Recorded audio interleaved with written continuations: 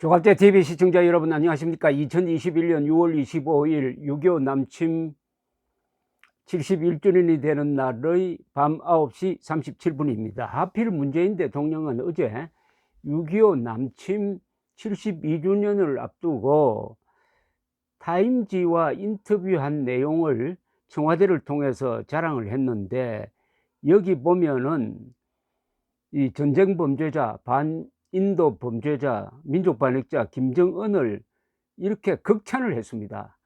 매우 솔직하고 열정적이며 강한 결단력을 가진 사람이고 국제 감각도 있다 라고 했습니다. 이러니까 이런 이야기를 객관적으로 소개하면서 타임지 기자가 바로 뒤에 토를 달았습니다.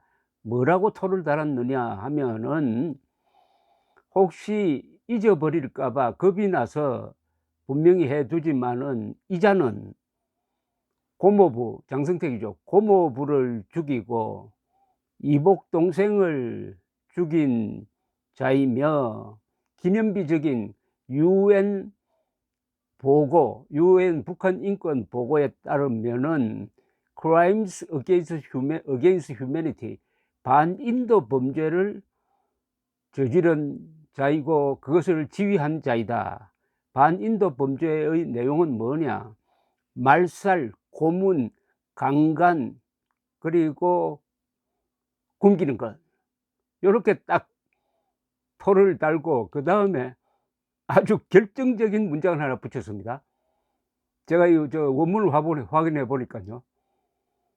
For many North Korea watchers, Moon's steadfast defense of Kim is verging on delusional. 이 말은 무슨 말이냐면, 핵심되는 말이 delusional이라는 말인데, delusion은 망상이란 뜻이고, delusional이라는 말은 망상적이란 뜻인데, 많은 북한 전문가에게 있어서 문재인의 김정은 옹호는, 극진한 김정은 옹호는 망상에 가깝다고 했습니다. verging on delusional, 망상에 가깝다, 혹평을 했습니다. 망상이라고 했어요. 김정은에 대한 이런 일방적인 짝사랑은 망상에 가깝다. 이러니까 오늘 김기현 국민의힘 원내대표가 일격을 가했습니다.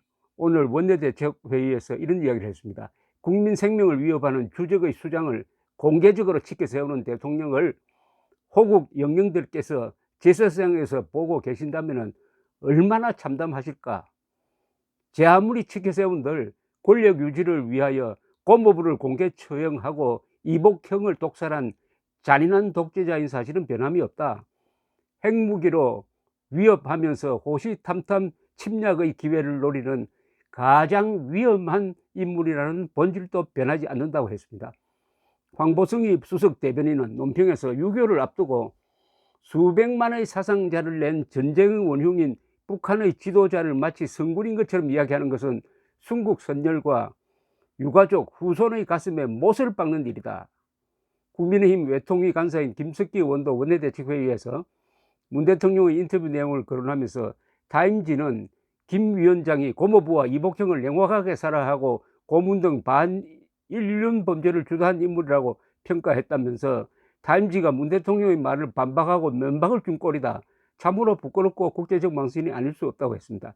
이 인터뷰를 보면 커버 스토리로 문재인 대통령을 띄워주는 것 같으면서, 문재인 씨가 워낙 김정은에 대해서 미화를 하니까 토를 단 겁니다. 보통 기자는 그렇게 하지 않습니다. 그냥 편안하게 이 외국 원수 이야기를 전해줄 뿐인데, 이건 너무나 엉터리니까 혹시 독자들이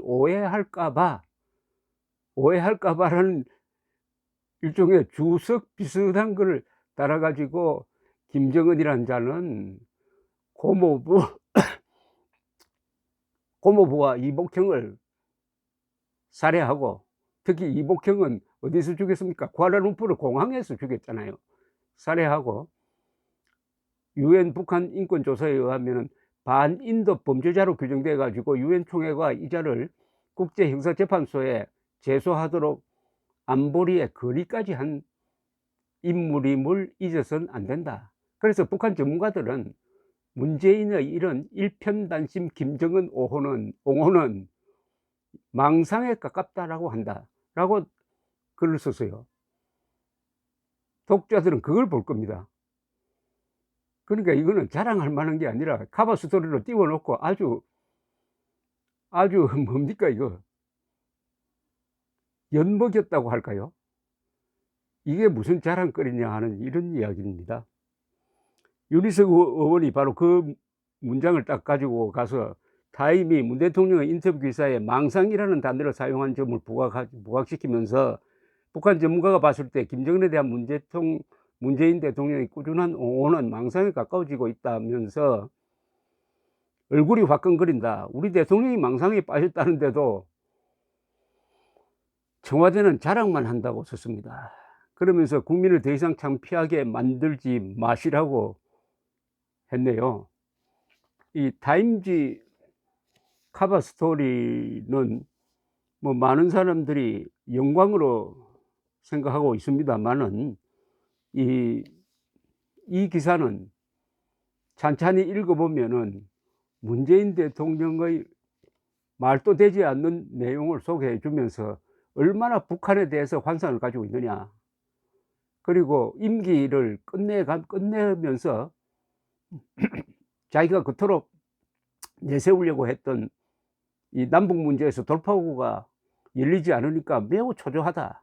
그러나 아직도 신락 같은 희망을 버리지 않고 있다 하는 좀 비참한 모습을 전하고 있습니다. 여기에 한 사람은 말을 인용을 했는데, 션 오멜리라는 사람, 여기 부산에 있는 동서대학의 정치학 교수인데 이렇게 논평한 것을 인용을 했네요.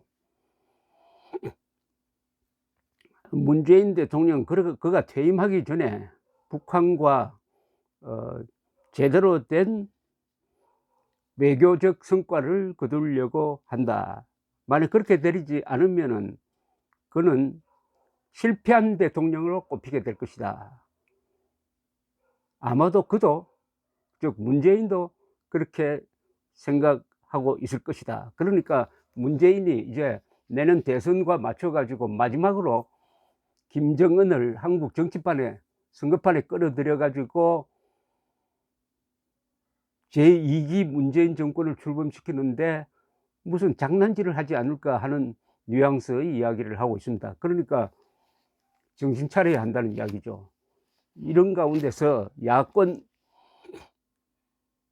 후보 사람들이 서로 내부 총질하면 되겠습니까? 단일화해야 됩니다. 단일화하려면은 서로 총질은 최소한으로 하고, 총질을 하려면은 문재인, 이재명 이런 사람들을 겨냥해 가지고 본격적으로 비판을 해 가지고 득표에 도움을 받는 식으로 해야죠.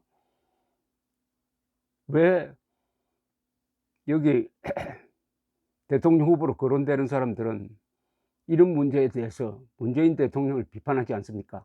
안보는 표가 안 된다고 생각하는 모양인데, 저는 안보, 핵 문제, 이념 문제, 국가 정통성 문제, 정체성 문제, 이런 것이 가장 표가 되는 황금의장이라고 생각합니다. 문제는 정치적으로 이것을 어떤 식으로 표현하느냐, 과거와 같이 그냥 딱딱한 언어로 표현할 거냐, 아니면 젊은 사람들이 마음까지 잡는, 아니 한국인들의 자존심을 세우는 그런 방향으로 이 문제를 제기할 거냐 하는 정치 용어와 선전의 기술에 달려 있습니다. 이념이 한국에서는 가장 큰 전략입니다. 동시에 그 이념은 감정입니다. 감정에 호소하는 이념적 메시지, 안보적 메시지를 고민할 때입니다. 감사합니다.